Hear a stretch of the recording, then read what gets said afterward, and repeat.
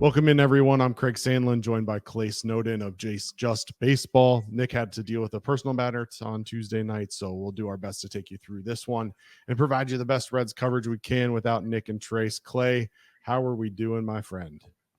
Not too bad, it's the winning streak did come to an end, but we all knew that would happen eventually.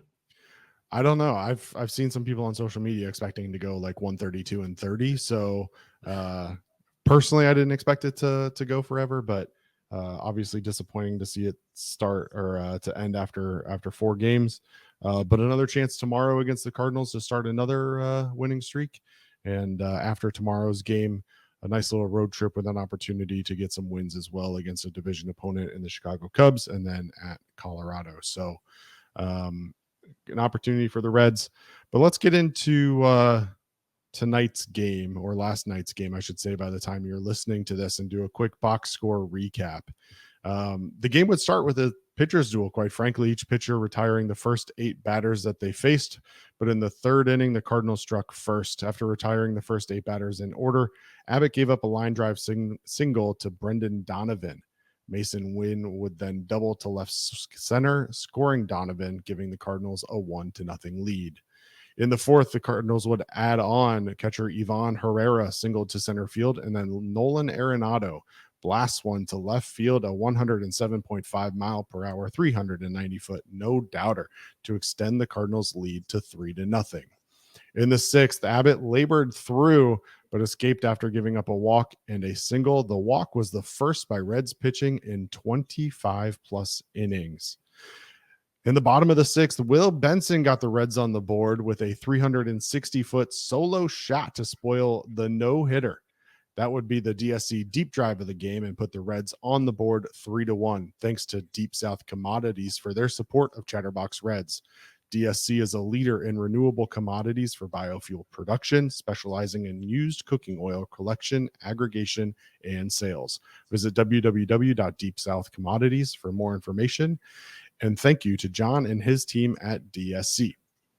In the seventh inning, Dylan Carlson started the inning with a 4-pitch walk, and then Nolan Gorman would smoke a 2-run homer to right field on an 0-2 hanging sweeper that would give the Cardinals extended lead.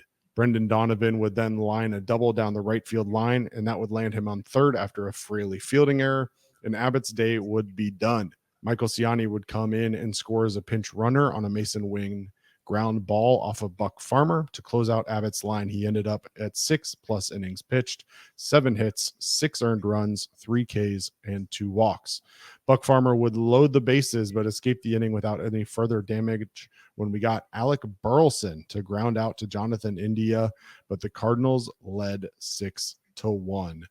Brent Suter would come in for the ninth and give up a leadoff double to Paul Goldschmidt, and then Goldschmidt would score on a single by Ivan Herrera. Suter would stop the bleeding there with the help of a nice defensive play by Jonathan India.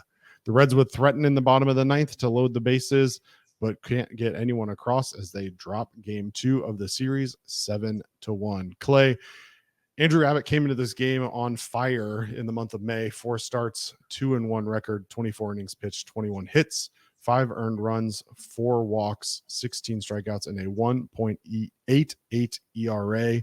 Tonight, he made a couple mistakes that really cost the Reds. What did you see from Andrew Abbott tonight?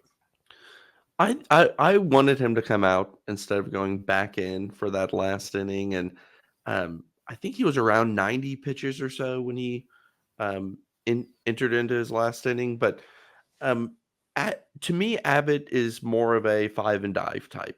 Get through 5 innings. When you don't have a fastball that can really blow past people, and sometimes he kind of flirts with disaster. I know the peripherals have made it look like he's not pitching as well as his 1.88 ERA. I thought it was a little risky, but at the same time, I don't hate it.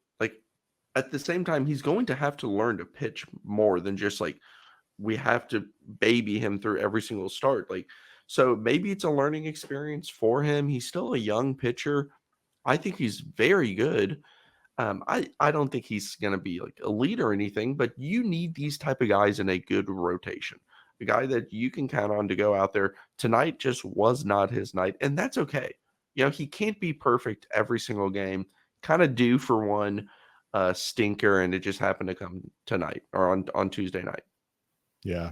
I actually made a note during the game because I kind of, especially when I'm doing this show, I kind of follow along and I actually keep score and make some notes along the way of, important things that stand out to me.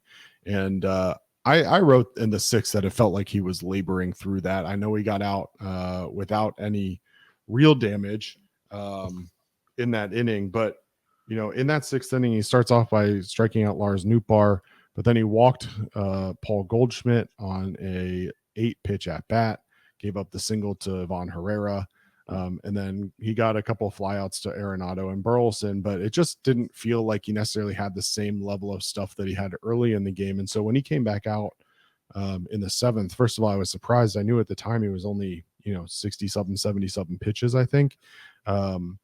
So I understand from that perspective of putting him back out there, but going back through the lineup the third time, Abbott necessarily not stellar in that scenario. And then when he comes out and he walks Carlson on 4 straight pitches to start the inning, obviously not a great start. And then obviously Nolan Gorman, the next batter, takes a hanging breaking ball 0-2 and hammers it and really kind of put the game out of reach. I thought Abbott started really well. But it's just been the MO for him, it seems, over the last 2 years, quite frankly, that he doesn't have the longevity that you see in some pitchers, I guess. Is that something that you think he can learn? I mean, I know you mentioned that he's going to have to figure it out, but I mean, does he have to be that guy? No, I want to see him in those scenarios on occasion because there will be days where your bullpen's burned and you need to get that extra inning out of your starter, and it may come on his start. I think that, especially with the way the game's going, and I know a lot of people get upset, myself included. Like, I love the days of starting pitchers going deep and it working. Like, that's fun. I love seeing that. There's nothing wrong with going, if your game log show 5.1 innings, 5 innings, 5.2, 6.1 innings, like that's okay. You don't have to go out there and dominate a lineup 3 times through. And when you talk to hitters, they talk about adjustments they make from at bat to at bat. And they are really freaking good, Craig. Like, they don't get to this level because they're bad and they're smart. That's the other thing. They've never had more data ever. They can go look at an iPad. Like, they're going to have a better opportunity in that third time around through the lineup. So to me, it's okay if that's what Abbott ends up being. He ends up being a guy who doesn't work deep into games, but he's reliable enough. Like, I'm okay with that. Not every single pitcher has to somehow work like an ace. Yeah. Yeah, and I think with the Reds pitching depth that they have and the way that the bullpen has performed so far this year, it's okay to have a guy or two in that rotation that isn't going to give you 7 innings or 8 innings or whatever it may be. Now, the Reds have been very lucky so far this year that they've had guys who have been able to go deeper into games. You look at Hunter Green, who's made progress this year, obviously. They had a bullpen game on Sunday, but Martinez won a majority of it, and then the bullpen really wasn't worked too much in that game. Brett Suter threw, I think, 7 pitches, and then Martinez went 4 1/3 before Spires came in and went 3 1/3. So it's not like the bullpen was overworked. I was a little bit surprised by David Bell's decision to send him back out there in the 7th, like you had said. But I think a big piece of this year will be, how does Andrew Abbott bounce back? Yep. And, we've seen that Andrew Abbott has the ability to be a very solid middle of the rotation pitcher. He doesn't have to be a 1 or 2 for this team, or really even a 3. He can be a really solid 4 or 5 for you when you have the top of the rotation that the Reds have. The thing that's difficult when you have a pitcher who is a contact pitcher is that there's going to be nights like this. Yep. And I don't think that you're never going to expect Andrew Abbott to go out and strike out 10 guys. Like, it's just not his game. It hasn't been his game. But when you get 45 swings and you only get 8 whiffs on the entire game in your 6+ innings, at some point you got to think about how am I going to get batters out? And for Abbott specifically, some of the hits that fell against him were not the hardest hit balls, but he gave up multiple hard hit balls, and it came against all of his pitches. His four-seam fastball, max exit velocity of 107.5, his sweeper 104.7, his changeup 100.8, curveball 98. So, the Cardinals were hitting almost everything he threw up there, which is interesting because he got so many easy outs too. It felt like it's really hard to kind of push on Andrew Abbott. And again, I think if you would have pulled him after the 6th and you said, all right, he gave you 6 innings of 3-run baseball, this conversation might be a little bit different. Exactly. And hindsight's 2020 there. I'm okay. Like 6 innings, quality start. Like let's just turn it over to the bullpen. But if he went out there in the 7th and got through, with 3 straight outs, we'd be saying, man, this is awesome. Look at Andrew Abbott, This is very true. Very true. Can't really argue with that one. Andrew Abbott, after today's game, again, he came into this game with a 1.88 ERA. He leaves the game with a 3.29 ERA. So shows a little bit of how much things can fluctuate early on in the season. And again, especially when you go 5 innings most outings, you don't have exactly as much of a buffer there. Exactly. On the flip side, offensively, the bats again pretty cold. The Reds bats end up getting 5 hits on the night. Only 2 against Kyle Gibson, or 4 hits on the night. I apologize. 2 of which came against Kyle Gibson. Kyle Gibson goes 6 innings, gives up 2 hits, 1 run, 6 strikeouts, 2 walks. Kyle Gibson's a guy that throws 5 or 6 different pitches. And as a outsider, at least without a ton of data at this, one of the things that has stood out to me about this Reds ball club, really for the last couple of years, not even just this year specifically, is that these, I don't want to call them junk ballers per se, but Kyle Gibson's crafty. That's right. They're crafty. Kyle Gibson's fastball sits at like 90 miles an hour, right? And then he's dropping 5 other pitches that are anywhere from upper 70s into the upper 80s. So, but these are the guys that seem to give the Reds the most difficulty. Is that league wide? Is that a approach thing? What's your take on that? Yeah. So first off, like those crafty type pitchers, the reason why they're usually good and frustrating is because their entire life they haven't had 99 to get back into account and 99 to strike you out on. So for years, Kyle Gibson's a 10-year pro, like he has always had to find a way, and he's smart with it. He knows how to mix his pitches well, when to use them.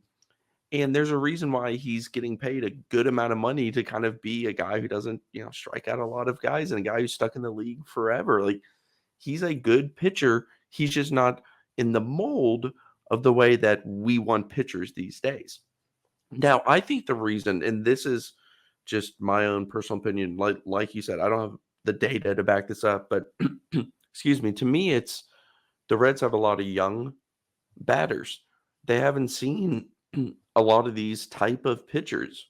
They're used to, okay, I just saw a fastball. Here's a slider. Is it a changeup coming? Like when you have the ability to mix like this, and you have a guy who's been doing it for 10 years and knows exactly how to attack these guys, it can be a tough thing. And we saw it, I think it was in spring training.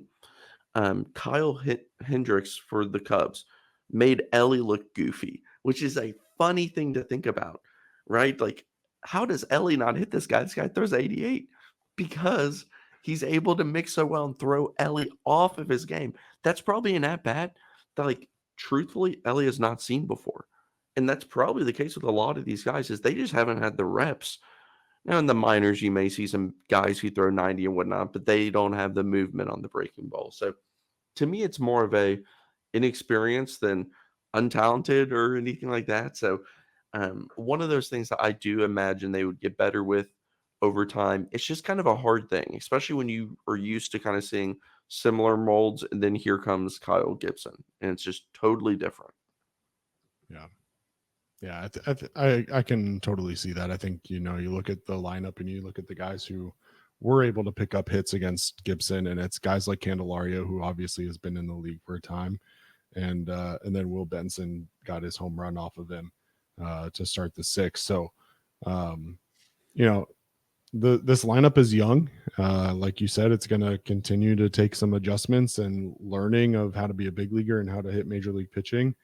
Um, there were a couple of guys, quite frankly, if I can be brutally honest, that looked really bad in a couple at bats tonight. If I can be blunt, Jamer Candelario swung at a ball in the dirt that was 3 feet outside. Spencer Steer struck out on a ball in the dirt that was outside, and then in the ninth inning, Spencer Steer struck out, swinging at a ball that looked like it might have hit him in the head if he would have stayed there. So, some tough at bats for sure. But when you have a game with only 4 hits, I guess that's probably more common than not. But it is what it is, and luckily the MLB has more hard throwers, I guess, than not. So hopefully this is not something that they're going to have to deal with game in and game out. Tomorrow, the Cardinals have still not announced their starter as far as I've seen as of this recording. Certainly not on the Reds website, so we'll see what happens there. Frankie Montas will go for the Reds tomorrow. That is a 1:10 p.m. Eastern time first pitch on Wednesday in Cincinnati. One transaction move the Reds did make today. The Reds call up Alex Young from his rehab assignment. He had been on the 60-day IL with lower back disc degeneration. They DFA'd Brett Kennedy. Alex Young did get into today's game through 1 inning, 2 hits, had 1 strikeout, no walks. However, he did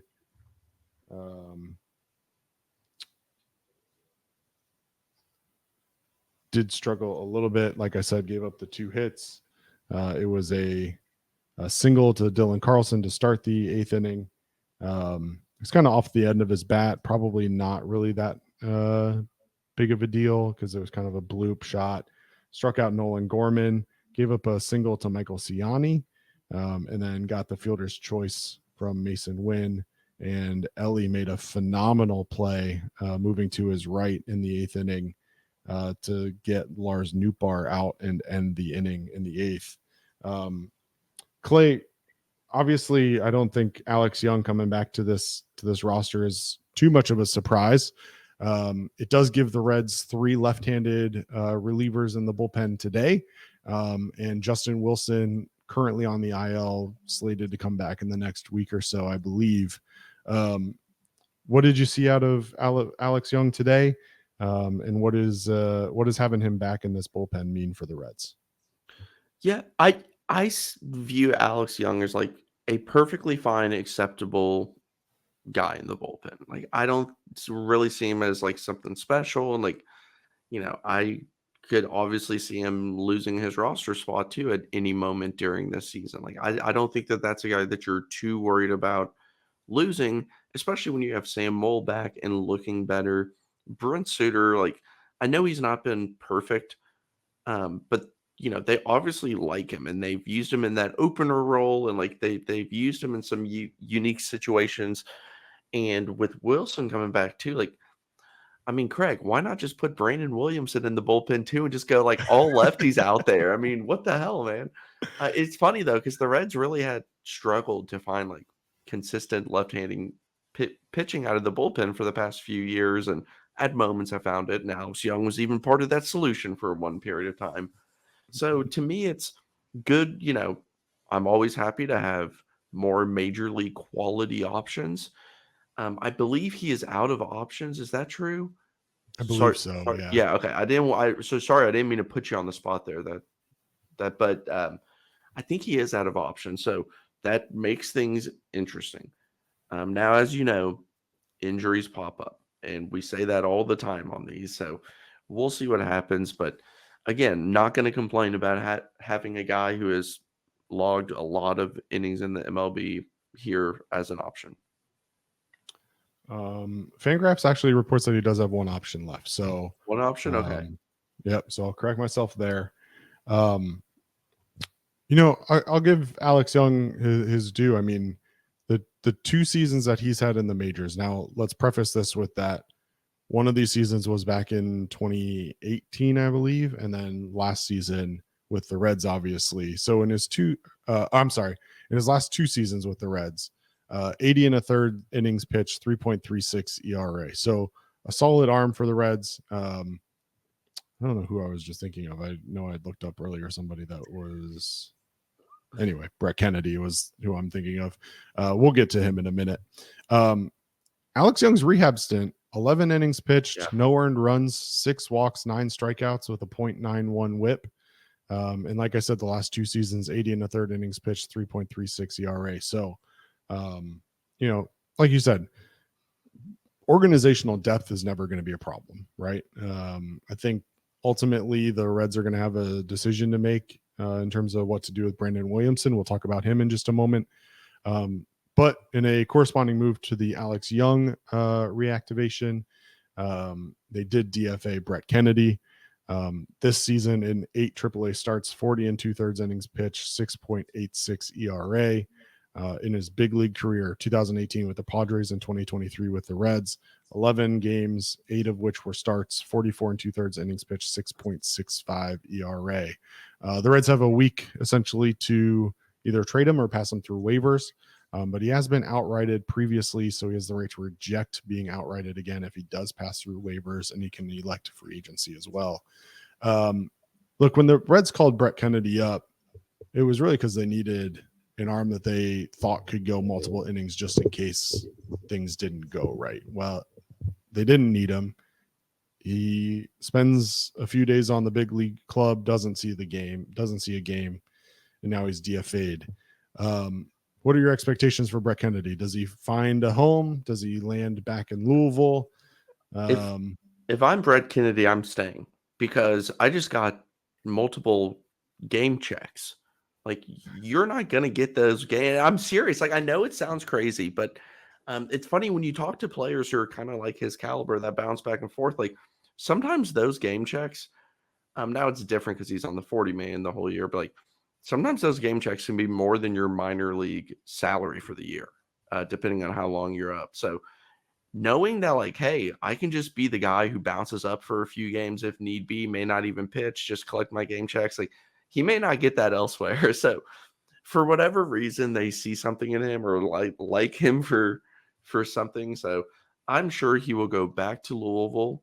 And, he'll be there ready for the next time the Reds need to call somebody up. And I think it was Nick that tweeted it. And it's right. When you saw that guy get called up, you probably knew it was a break glass in case of emergency or we're down 8 runs. We just need someone to eat some innings.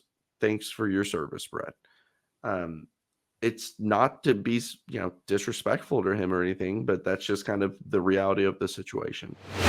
The Game Time app is now an authorized ticket marketplace for Major League Baseball. That makes getting tickets even faster and easier. Prices on the Game Time app actually go down the closer it gets to first pitch. With killer last-minute deals, all-in pricing, views from your seat, and the lowest price guarantee, Game Time takes the guesswork out of buying MLB tickets. With all-in pricing, you can toggle this feature and it shows you the total up front with no surprise fees at checkout. The lowest price guarantee or Game Time will credit you 110% of the difference. Take the guesswork out of buying tickets with the Game Time app. Download the Game Time app, create an account, and use the code CINCY for $20 off your first purchase. Terms apply. Again, create an account and redeem the code CINCY, CINCY, for $20 off. Download the Game Time app today. Last minute tickets, lowest price guaranteed.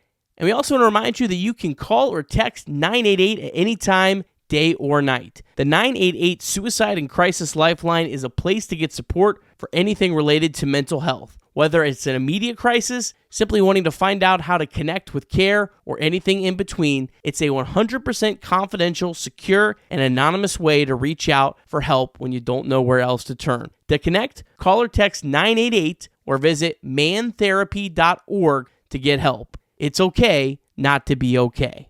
You know, we mentioned him briefly, but let's talk about Brandon Williamson. He is currently on a rehab assignment in Louisville for a left shoulder strain that landed him on the 60-day IL before the season started. He is eligible to be reinstated when the Reds deem him ready. He started tonight for the Bats, goes 3 innings, no hits, no runs, did give up 2 walks, 1 strikeout through 40 pitches overall.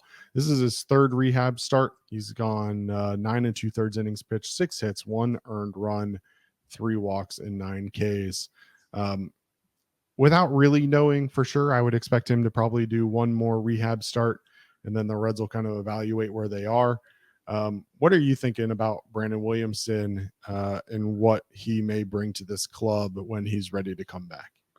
It's a good position to be in, to have another guy that has at least shown that he can be a number 5 type of pitcher in the majors. Like, not, I mean, we had Luis Cessa last year, right? Like, there's situations where teams do not have this luxury. A lot don't.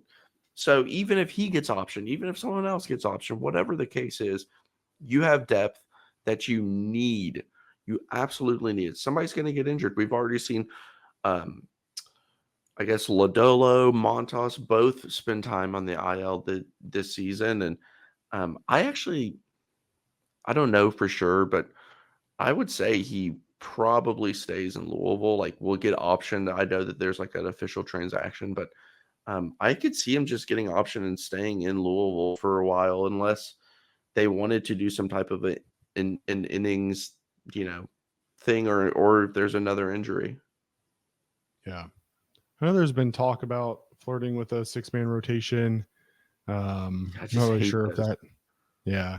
Well, we saw what it meant tonight with Andrew Abbott with his extended rest. Obviously didn't work out in his favor tonight. Brandon Williamson last year for the Reds started 23 games, went 5-5 with a 4.46 ERA.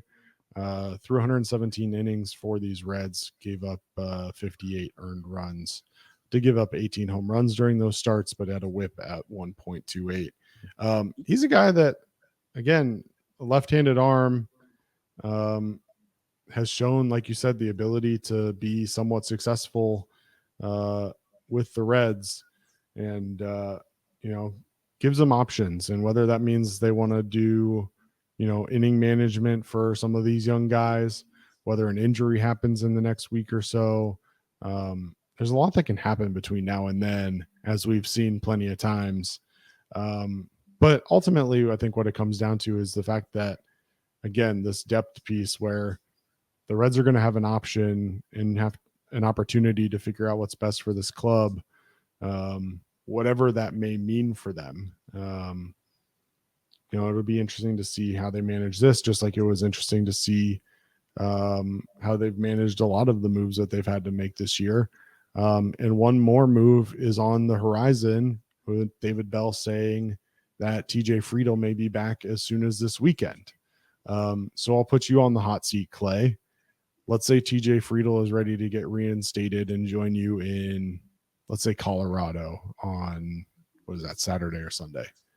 What's your core? First of all, I think one of the things that's worth mentioning is that it sounds like he probably won't go on a rehab assignment. Obviously, his rehab assignment before he came back last time was fairly short. So 2-part question is, obviously it seems like they're not going to send him on a rehab assignment. What do you think about that? And then 2 is, what's your corresponding move? There's a lot of debate amongst the Chatterbox Reds community today and in the last couple of days about what that move may be. So Clay Snowden, knower of ball, what is your move? Yeah, so the rehab assignment's a little odd. I would, especially with an injury that has to do with, swinging the bat, I would think you would go on a rehab assignment just to make sure everything feels good. But there's other ways to simulate that I'm sure that they've worked through. In terms of the move, if I had to predict it, and this may not exactly be like what I would want, but maybe just what I'm predicting would be Jacob Hurtaby's actually going down, which I know a lot of people are going to freak out. There's like a big fan rave about him. And it's not that I dislike the player at all. It's not that. I just think that he has a pretty limited, like how redundant is he with Friedel? Like if Friedel's going to be the leadoff man, if Friedel's going to play center field, like, and we've already seen Benson being able to get out there, like, it would either be him or Martini, in my opinion. But they gave Martini like 1 million at bats at the beginning of the year when he was struggling. Like they like this guy. There's something there that they like, right? So they did eventually option, but hey, man, they got him right back, right? I mean, he went back, and here he is. So to me, it's Hurtaby just because I personally think, like, I love the speed. The defense is good. Like, he puts together good at bats, but I just think there's an extremely limited ceiling with him. I don't think that like he's going to change the trajectory or be able to take playing time, or maybe he's a pinch hit or a pinch run role. But like I think they'd rather have Martini if it was between those two. Yeah. Well, it's interesting. I think if it's between those two, certainly it'll be an interesting decision. They've already made the decision to option Martini once. How many left-handed outfield bats do you really need? Yeah. We continue to I'd say I'm fine with both of them going, and that's fine with me. If you want to get rid of Mike Ford too, sign me up. Like there's 3 players right there that, like, if they were off the roster tomorrow, I'm not going. And the weird thing is, Hurtaby, who I think will get optioned, is the one that I think is probably like the best skill set of the 3. I just think he's the most likely in a predictive way. Man, they just like Ford and Martini for some obscure reason. Well, it's interesting you bring up Mike Ford. Obviously, tonight they bring him in to pinch hit in the 9th, strikes out, looking to end the game. This was only his 4th at bat in the last 5 games. Whether that's a sign of something or it's too many, I know. Trust me, I'm with you. And this is coming from a guy who, went out and pushed for Mike Ford to be on the major league roster. So I'm one of those guys that Nick Kirby will yell at because I pushed for him to be on the roster and then turned around 17 at bats or 17 games later and decided that I didn't want him anymore. But he hasn't looked good at all to me. And he doesn't bring anything to the club. If he can't hit, he's certainly not bringing anything to the club because he's not playing anything defensively, right? So at least with Hurtaby's, you have the flexibility, like you said, whether it's coming in as a pinch runner late in the game or coming into the outfield and playing defense if you need a defensive substitution, or just need somebody to get on base late in the game and you're looking to start a rally. Maybe he's somebody that you can go to off the bench to try and work a full count, work a walk, or get one of those kind of flare singles that he's been able to get. He's certainly not going to give you power and he's not going to give you home runs.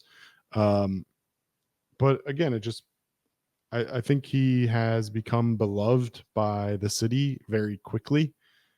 Certainly you heard it on the broadcast tonight. He is on the Jim Day podcast, which I'm sure I'll tune into tomorrow at some point and check out. He's been featured on multiple interviews on Reds Live. Nick and I had the pleasure of interviewing on the off season. So he's a guy that certainly a lot are cheering for. But again, he's an untraditional prospect in the fact that he's not necessarily super hyped. His skill set isn't like you said, his ceiling is probably the lowest of everybody.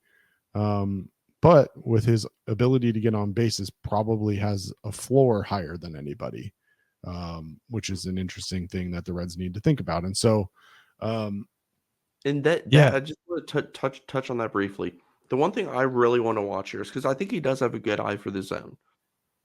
How is he going to handle high velo, and how is he going to handle? Because if he does not hit for any power, I don't have his slugging in front of me, but it's like under 300. Small sample size. The dude's hit less than 10 home runs since grade school in all of baseball. So if you get to the major leagues and they start to figure you out more, I don't need to nibble as much with this guy, because even if he hits it as hard as he can, it probably isn't leaving the yard. And I really don't want to sound like I'm a hater or anything. I'm just saying, like, if I'm a pitcher, that's my mindset, is I adjust to a new batter in the majors. So I want to monitor this. It may not happen this way, but if they start living in the zone more against him and he's not able to produce the same rate, he's not going to be able to walk. Now, just having a good eye for the zone, some pitchers won't be able to hit their marks. Like, there's still value there. I'm not saying there's not. And I think Nick Martini's not drawing walks or anything. So to me, that's what I want to monitor, is like, okay, how does the league kind of adjust to him as they get more information on him? And how does he then make his own adjustments? And that's kind of, because oftentimes you see players come up and they're kind of hot in the beginning. And then after a few weeks, you wonder, oh, okay, like, what have they figured out? How are they attacking him now? Okay, man, he's really shown that he can catch up with velo. Then we're going to throw him off speed, or he chases changeups in the dirt. Like, just the more information that gets out, but there's also more time on task for him. So it's going to be a battle back and forth. But that's one thing I want to monitor, is, do pitchers start trying to attack him more with velocity? Yeah.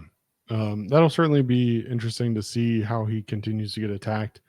Right now, from a pitch tracking perspective, 64.2% of his at bats end on a fastball, 25% on a breaking ball, 10% on some other off speed. So they are somewhat attacking him with velocity right now, but his batting average is 238 against that fastball.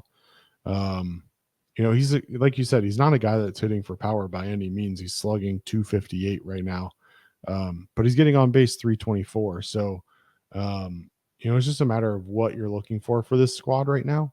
The other thing that, take it or leave it with this stat, you can do whatever you want with it, but 0 barrels on the season is certainly, an interesting stat, I guess, is one way to put it. But yeah, he's just, go ahead.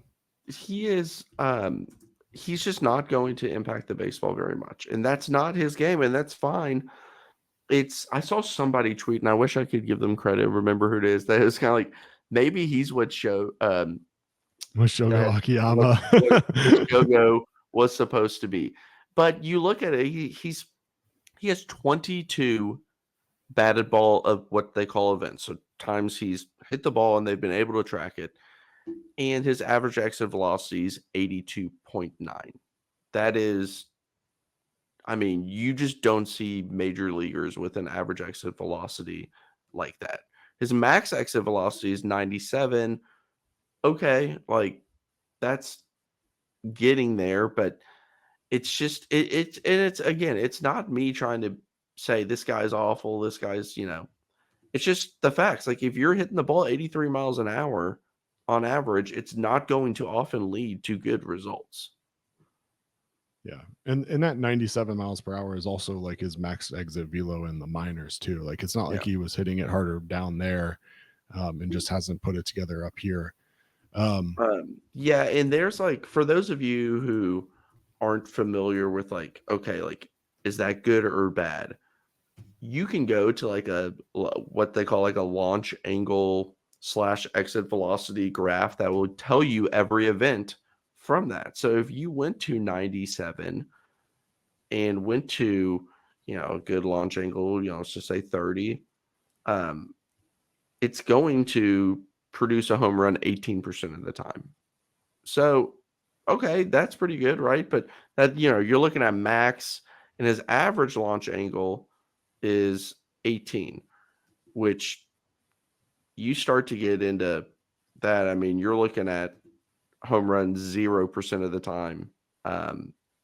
Maybe, let's see, 0.2% of the time 0.2 of all balls hit 97 with a 18-degree launch angle, 0.2 have ever left the yard. So that's what I'm saying is it's not that, it's just the facts. It's just what it is.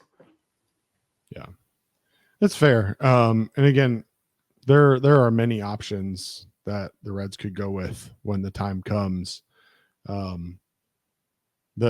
Just going back to Mike Ford real quick. I mean, we're talking about a guy who's hitting 150 right now with a slugging percentage of 233, right? So, like, this is gonna sound ridiculous, but Jacob Hurtubise is slugging better than Mike Ford right now. So, I mean, as ridiculous as that may be, just a couple power hitters hanging out, man. Just wondering if they're going to be here in a week or two.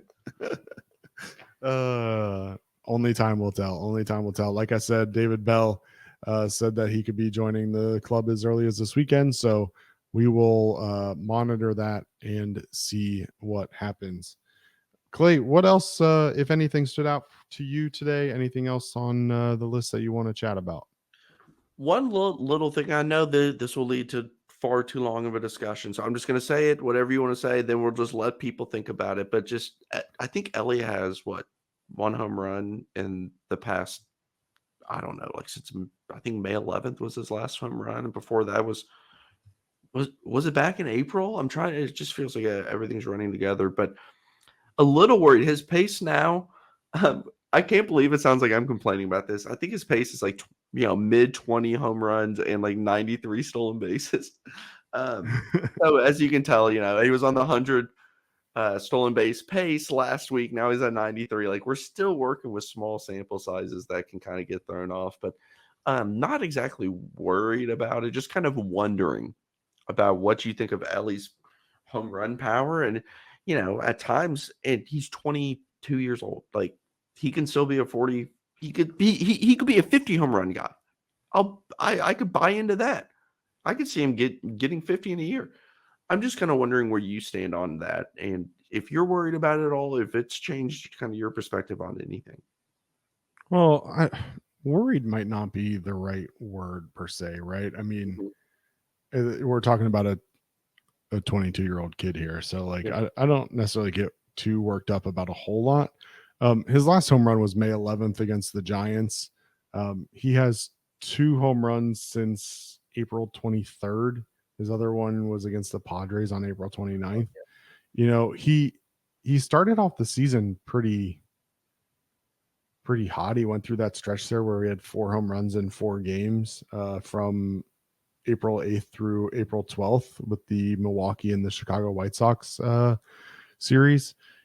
I just, there's a couple of things at play here for me personally. First of all, is I think we've seen that he spent a lot of time working on his defense lately. His defense over the last month or so is amongst the best in the league. I know I saw some stats today about his defense, and so it could be that he's just spending a lot more time on that than he is on offense. But here's the thing, right? Is I'm a believer, first and foremost, is that you'll start hitting home runs as soon as you stop trying, right? Yeah. So I think we've seen out of Elly, and quite frankly out of a lot of guys on this squad, where they're trying to play hero, and it looks like it with their swings. I also think, again, we talked about it earlier with pitchers kind of learning the ins and outs of guys' zones, right? Elly, to me, and I'm not going to sit here and act like he's scared of the ball like some 10-year-old in Little League, but on strikes on the upper inner half of the zone, I saw you tweeting about this. That was good. He consistently is bailing out of the way on balls that are nowhere near hitting him, which is concerning to me in the case where what it tells me is that he's not picking up the rotation of the ball. He's expecting those balls to come in and continue to break in on him, when in reality, either they're a fastball up and in, or whatever it may be. He's just like that zone to him seems to be where I would pitch nonstop. It's funny right you say now, at that. least. He has the least amount of swing percentage-wise up and in on either side, so if he's righty or lefty there. And the average exit velocity is also the lowest average exit velocity up in the zone on each side, and no barrels either. Or I'm sorry, 2 barrels. 2 barrels. Craig Sandlin, So ball nowhere. I actually need to correct that a little bit. This is up and kind of towards the I'm doing the mental math of comparing and contrasting, like just slightly outside of the zone and in the zone, like that's the trouble with these. So I'm trying to like combine them in real time. So yeah. Our friend Bryce Spalding tweeted about it earlier today that, or I should say yesterday, by the time you're listening to this, that Elly De La Cruz, as of prior to last night's game, was +3 outs above average and 0 DRS on the season, which means that he's been +8 OAA and +5 DRS over his last 40 games or so. He, to me, has been phenomenal defensively. I think this is going to sound crazy. He could learn a little bit from Jacob Hurtubise in the fact that when we talked with Jacob Hurtubise, he talked a lot about you can do damage without having to damage the baseball, right? And Elly has shown time and time again that just getting on base damn near creates a run every time. Yeah. It seems like, right? And so if you can get him to a point where he's getting on base 30% of the time or in that range, I don't actually know where he's sitting today. So maybe I'm should be underscore. He's 34 point. His on base percentage is 347. But if you can continue to get him on base at a regular clip, now we're talking about a guy who went on a stretch there where he was getting on base a lot at the end of April, right? So that number is a little elevated. If you look at just, let's just do the month of May just for comparisons. His on base percentage is 300 in the month of May. And so, to me, I think if you can get him thinking again, I haven't seen him attempt a bunt in months, and we heard all off season about how he was working on crafting his bunt, and I haven't seen a single bunt attempt in I can't tell you how long. So, I look, Elly has the ability to be whatever he wants to be in this league. Well, if he wants to be a power hitter, he can go out and hit 50. If he wants to be an Acuna type player where he's hitting for power, but also getting on base, personally, obviously, I think that's kind of a great target here, where he's got that kind of mixture, because obviously he's on pace for 90 something stolen bases. So getting on base is a huge threat for the opposing team anytime he's on base.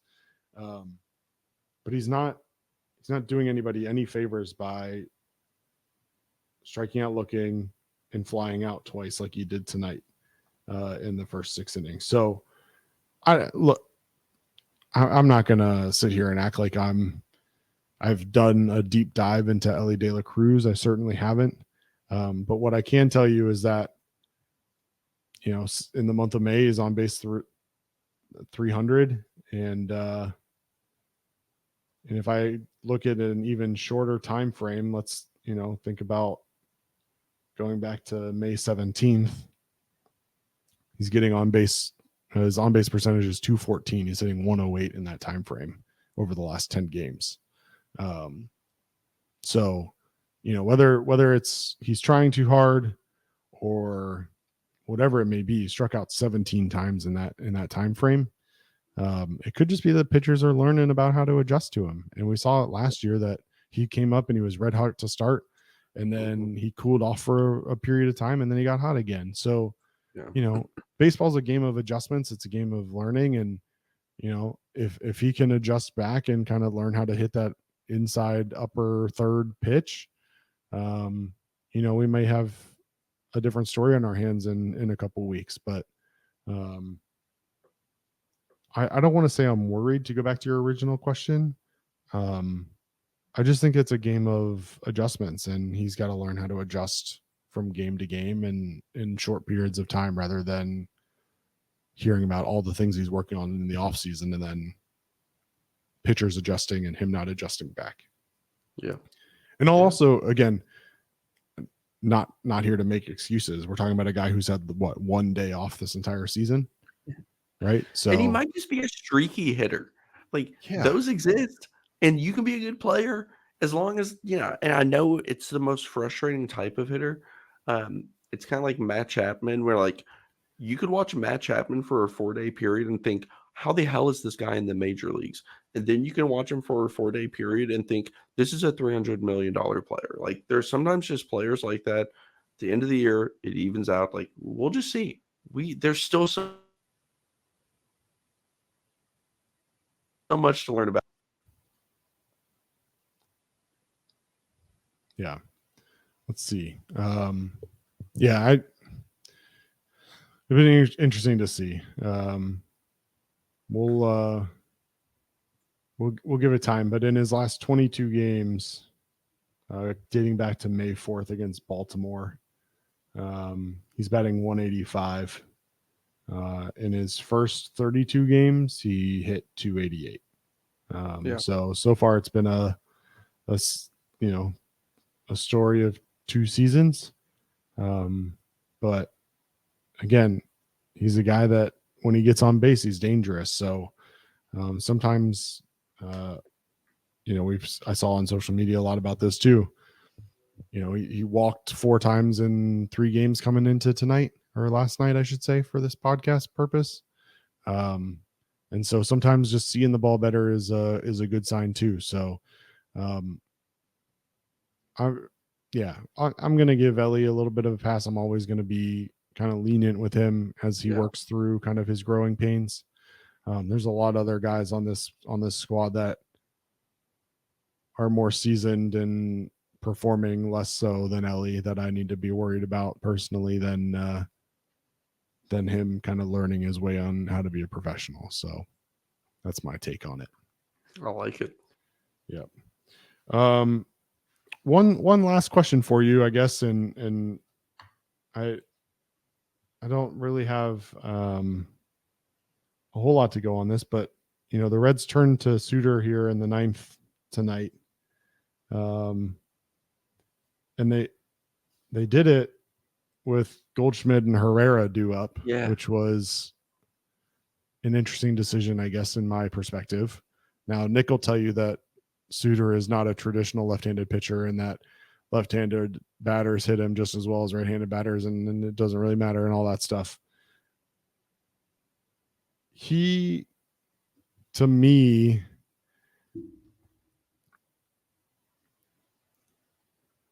I don't know. There are games where he comes in high leverage situations and he blows guys away. I can't say blows guys away. Yeah, He throws, 91 miles an hour, 88 miles an hour. But he looks phenomenal. And then there's games like this where he comes in and just gets smacked around a couple times. So, and quite frankly, if it wasn't for Jonathan India making a great play on Nolan Arenado with a little flip on a weak ground ball to his left, we could be having a different conversation about this too, where, Suter got out of the inning having only given up 1 run, but realistically, that was a rally that could have kept going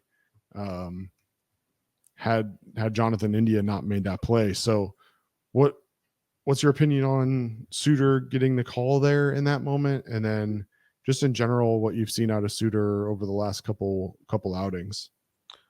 I thought it was strange that he was put in there, but at the same time, I was kind of like, this game's more or less over. I don't really care who pitches in this spot. But no, and you're right. And there's times that he just won't have it, and it may not be working for him. And when you don't throw with any velocity, if you're off even a little bit and you're not having your pinpoint accuracy or your breaking ball's not moving slightly as much as it usually does for whatever reason, some days you're just not as sharp, then it's not going to look good. And that is kind of the concern with somebody like him, is if it's even slightly off, it's kind of tough to watch. Because like I said, like you're not relying on velocity and blowing it past somebody and just kind of hoping that, oh man, I was a split second late there and it grounded out to first base. Like, that's what happens when you try to square up 98 miles an hour and you're a little bit late, right? Well, it's just different with him. So if he just was a little bit off tonight or even past couple outings, like with him, it's like he's been so like solid for so long. And I know it's hard for people to wrap their brains around because it looks so different, like we talked about with Kyle Gibson. But I mean, that's a track record that's tough. I mean, he's just been a good pitcher. And he's not phenomenal. There's a reason why he signed a relatively cheap deal kind of later in the offseason. But I think he's solid. And Alex Young back and Wilson coming back and whatever. Like, I think that they'll be fine with left-handed options out of the bullpen no matter what they do. Yeah. It is interesting to me. The one thing I'll say is that, obviously they brought him in tonight. He faces two right-handed batters that both hit right or left-handed pitching very well. To counter Nick's take on this a little bit, Suter is a guy that they went to as an opener against the Dodgers because the Dodgers have two left-handed batters at the top of their lineup. And yes, he faces Mookie Betts in that top of the order because he has to face three batters before he can do anything with him. But you put him in and he only faces those three batters regardless of how he does, right? So you clearly are putting him in there to face the left-handed bats in Ohtani and Freddie Freeman. So to then turn around and put him in there against two guys who mash left-handed pitching as a right-handed bat, like it just kind of seems anti-David Bell, I guess. It might have something to do with future games and lining pitchers up to be available in those games. And it's a, hey, you threw on, what was that, Sunday? Golly, what day is it? The holiday threw me off. Is it? Yeah, okay, Tuesday. So Sunday, like, we'll get you in today, and then we'll probably just going to not use you for the next couple days. Like, that could be a thing. Like, it might just, especially the game not out of reach technically with baseball, but unlikely to come back. I could see that being more of a factor of just playing it for the next couple of days. Yeah. I want to give one more shout out before we wrap this up, and that's to Jake Fraley. Jake obviously today ended up 1 for 4. But his first at bat was really solid. It was a 8-pitch at bat that resulted in him lining out to shortstop to Mason Wynn on a 102-mile-an-hour line drive. And then he picked up that double in the 9th as well. So really good to see him hit the ball hard a couple times. He's a guy that feels like he's been on the cusp, I guess, but not necessarily right there.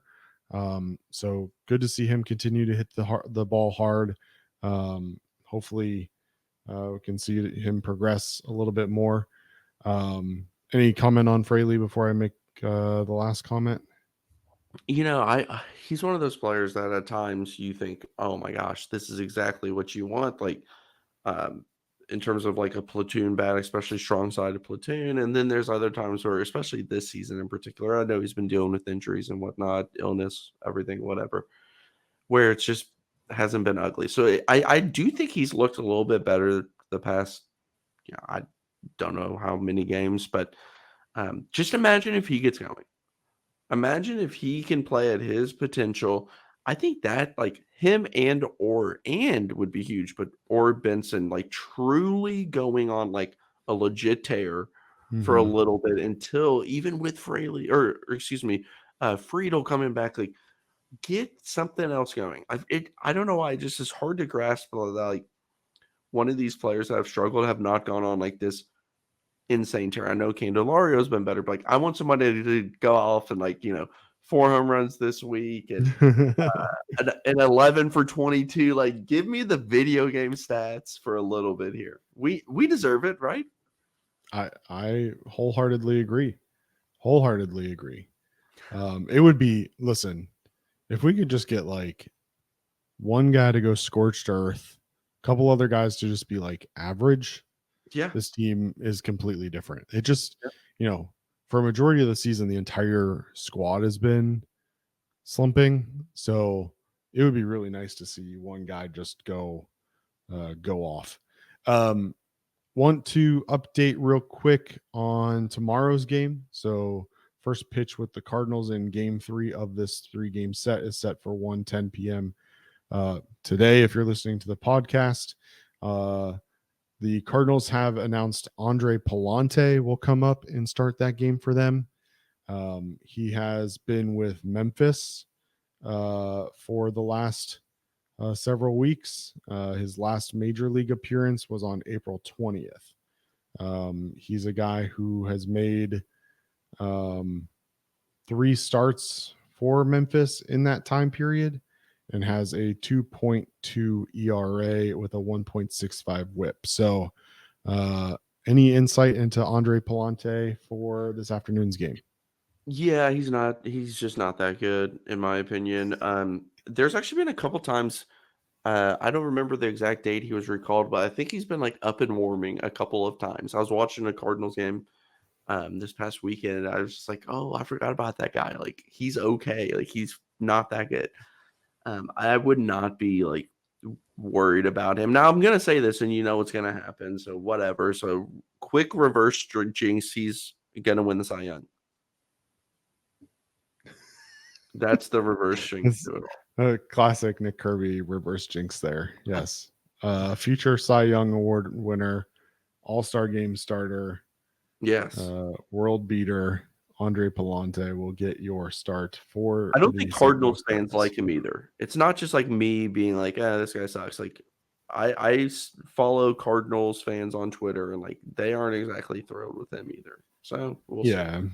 Look, I mean, he's a guy that so far this year he's pitched in 9 games. He's got a 6.3 ERA. But for his career, I mean, 3.92 ERA. He pitched in 47 games in 2022, including 10 starts. Had a 3.17 ERA that year.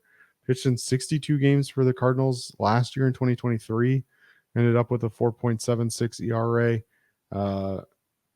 62 games is a lot of appearances, 68 innings pitched in that time frame, but didn't start any. So his last start was back in 2022 when he started 10 games. His nine games so far for the big league Cardinals this year, 10 innings pitched, 14 hits, 7 earned runs for that 6.30 ERA. So, an opportunity for the Reds presents itself yet again. We shall see what that will mean. Like you said, I think Andre Palante is probably the best pitcher in the major leagues right now. So yeah, exactly. Take that for what it's worth. The one thing I'll say, he's going to come after you with his fastball. He throws it 60% of the time almost. So, not a guy like we faced tonight with Kyle Gibson. He'll have an opportunity. Batters will have an opportunity to go after him. 60% four-seamer, and then he throws a sinker 22% of the time. So, those are his 2 main pitches. He has a slider and a knuckle curve that'll throw occasionally, but certainly not to the level of Kyle Gibson. And so let's see if we can't put some runs on the board. The one thing I will say that does not necessarily bode well for the Reds is that he has a career ground ball percentage rate of 69.5%, which is pretty crazy. That's wild. Yeah. So don't expect a whole lot of long balls at Great American Ballpark, even though it is a day game tomorrow or later today. Clay, anything else for the good of the podcast? I think that's it, man. It was fun. It was fun as always. We last minute call up and end up going for an hour. So certainly appreciate you, Clay. Appreciate everybody tuning in today. And apologies once again for the late cancellation of the live show last night. But hopefully Clay and I did a good enough job of wrapping this one up. And so for Clay Snowden, I am Craig Sandlin. You've been listening to Chatterbox Reds. Thank you for tuning in. And as always, go Reds.